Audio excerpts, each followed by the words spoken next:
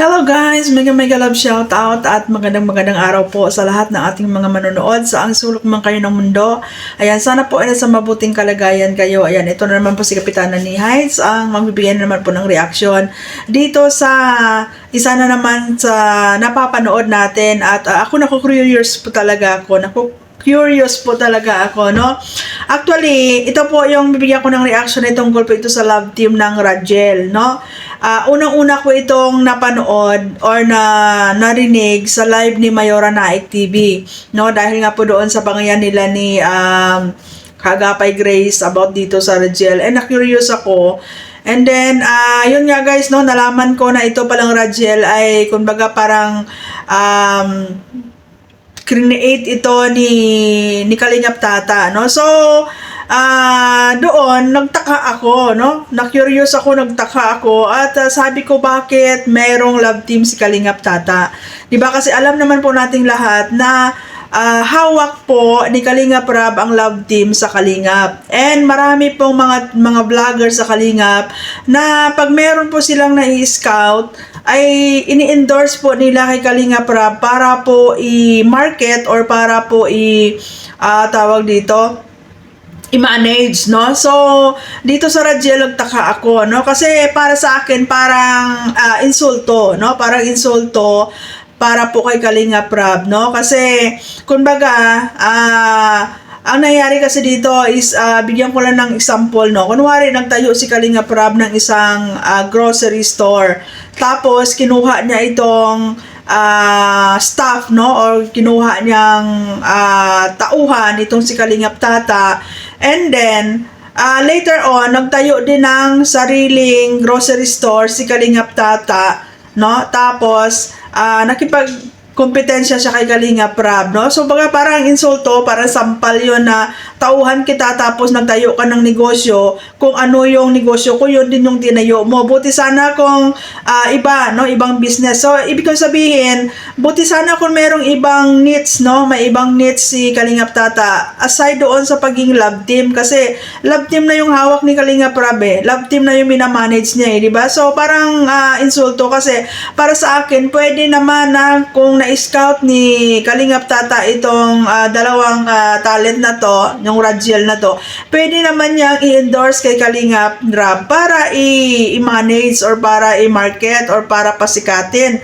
Kumbaga, siya lang yung lumalabas na scouter. Kagaya nila ni Dr. Love, ni Sir Andy Kayakap, no? Sila ni kung sino pa yung naka-scout ng mga angels diyan sa Kalingap. Pero ang nangyari kasi nagtayo siya ng sarili niyang love team. So, parang naging questionable ngayon. At ang daming nagtatanong kung ito ba ay may consent ni Kalingap Rab at ni Kuya Bal.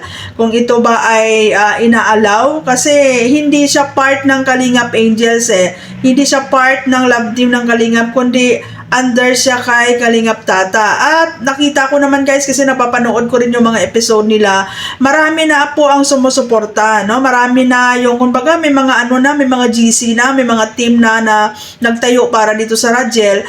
Tapos bigla ngayon ay parang pinatigil kasi nagkaroon nga ng problema, ang daming nagrereklamo, no? So, yung marami ang mga supporters na naghihintay ngayon kung maibabalik ba or may karugtong pa, kasi narinig ko doon sa kay Kalingap Rab, magpaalam daw kay Kuya Val, no? Pero para sa akin kasi parang hindi no? Hindi maganda, no? Hindi maganda kasi yung parang nakikipagkompetensya ka, no? Kasi pwede namang part ka pa rin naman ng love team na yan, ma-recognize ka din naman as a scouter kung in-endorse mo yon kay in-endorse mo yon kay Kalingap Rab.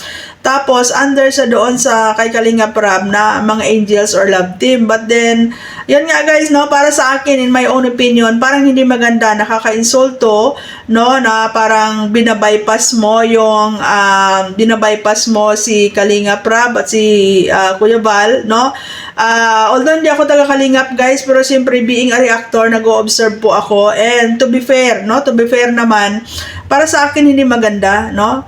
Yun nga yung sample ko kanina na nagtayo ng grocery si Kalingap Rab, kinuha niyang tauhan itong si Kalingap Tata. Tapos, no, at the end nagtayo din siya ng grocery store. Kinumpidensyahan niya pa talaga, no? The same business, 'di ba?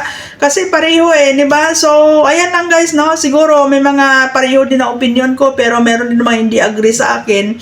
Pero ito ay opinion ko lamang na parang hindi po maganda. Kumbaga, siya mismo yung nakipag-compete, 'di ba? Kasi although nasabihin natin, yes, Kalingap supporters din naman ang sumusuporta sa Radiel, but then, under kasi yon sa kay Kalingap Tata na management hindi kasi sakop, kasi parang based doon sa mga sinasabi ni Kalingap Rab, hindi naman siya nakikialam doon kasi hindi nga kaniya yon, kay Kalingap Tata daw yun. Kasi marami may nagtatanong, ay kay ano po yon, no? Kay Kalingap Tata po yon, no? So something mga ganon, no? So yun lang guys, no, para sa akin. Siguro, no, kung may respeto si Kalingap Tata at naiisip din niya, sana nung time na yon pwede niya man niyang i-refer yung kay Kalingap Rab, tapos mag-scouter lang siya. Pero yung nagtayo siya ng sarili niyang love team, tapos, andyan pa siya sa loob ng Kalingap community, tapos without consent ng Kalingap founder at ni Kalingap Rab na mismo humahawak ng love team,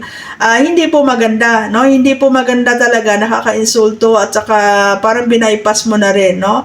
Hindi ko lang alam guys, nung usapan nila before ito itinayo ang Radiel, kung nakapag-usap ba si Kalingap Tata, si Kalingap Rab, or bigla na lang kasi na-curious ako noong ko narinig yun sa live ni Mayora Naay, kasi nagsusupport din sila sa Radiel So nagtaka ako, sabi ko kasi parang hindi ko narinig yung pangalan ni Kalingap Rab nung time na may Radiel time, kundi ang na-expose po na pangalan is Kalingap Tata. So nagtaka ako na bakit parang pangalan ni Kalingap Tata yung nakakonect dito sa Radiel, hindi po pangalan ni Kalingap Rab, no? So ayan lang guys, no?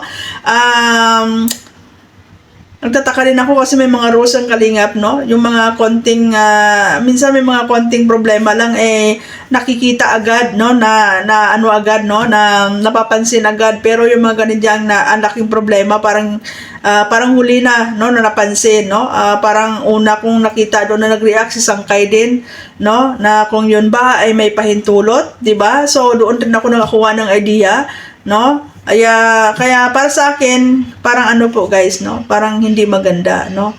Na andyan yung pagbabypass, na andyan yung pang-insulto, no? Andyan yung nakikipag-compete, di ba? So, kaya minsan, sa loob na mismo ng community nagkakagulo kasi, di ba? Diyan nagagaling yung problema. No? So, ayan lang guys, no? Maraming salamat po, and wala akong intention na masama, no? I'm just giving my opinion, no?